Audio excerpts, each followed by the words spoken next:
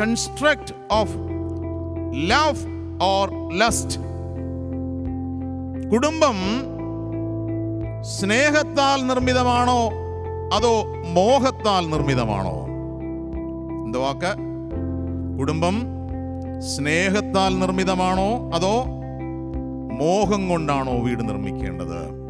എന്താ ആ വാക്കിന്റെ അർത്ഥം? സ്നേഹവും മോഹവും തമ്മിലുള്ള വ്യത്യാസം എന്താ?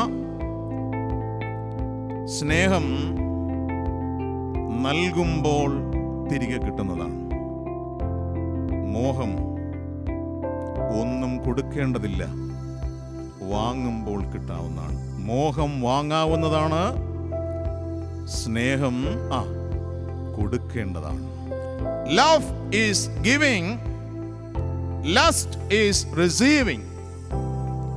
സ്നേഹം കൊടുക്കുമ്പോൾ തിരികെ കിട്ടും. മോഹമോ ഒന്നും കൊടുക്കണ്ട, പിന്നെ തിരികെ കിട്ടും. അല്പം പണമുണ്ടെങ്കിൽ എന്ത് കിട്ടാം? മോഹം സാധിക്കാം. ഇന്ന് ഭവനങ്ങൾ സ്നേഹത്തിൽ നിന്ന് മോഹത്തിലേക്ക് വഴുതി വീഴുകയാണ്. falling from love to lust. വല്ലാതെ വഴുതി പോവുകയാണ്. വേദപുസ്തകം തുറന്നാൽ സെക്ഷുവാലിറ്റി, ലൈംഗികത എന്ന വാക്കിന് വേദപുസ്തകം നൽകുന്ന 3 അനുഗ്രഹിക്കപ്പെട്ട മറുപടികളുണ്ട്, വാക്കുകളുണ്ട്. എന്താണ് ലൈംഗികത എന്ന് പറഞ്ഞാൽ? To love, to give, to relate. എന്താ? സ്നേഹിക്കുക, നൽകുക, ബന്ധത്തിലായിരിക്കുക. ഇത് 3 കൂടെ ചേരുമ്പോഴാണ് ഒരു മനുഷ്യബന്ധത്തിന്റെ എല്ലാ ഭാവങ്ങളും ഒന്നായി ചേരുന്നത്. സ്നേഹിക്കുക, നൽകുക, ബന്ധത്തിലായിരിക്കുക. മോഹത്തിൽ ഈ 3 വാക്കുകളുമില്ല. എന്താ? സ്നേഹത്തിലിരിക്കേണ്ട ആവശ്യമില്ല, നൽകേണ്ട ആവശ്യമില്ല,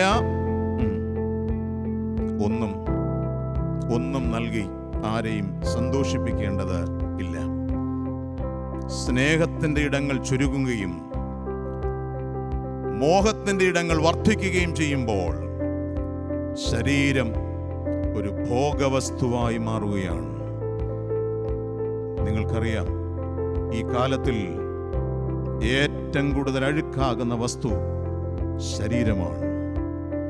it is misused or abused.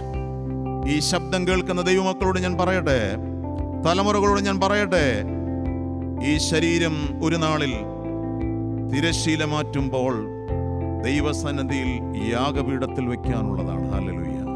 മറക്കല്ലേ, അതിനെ അരുമനാഥൻ വാഴ്ത്തിക്കിട്ടേണ്ടതാണ്.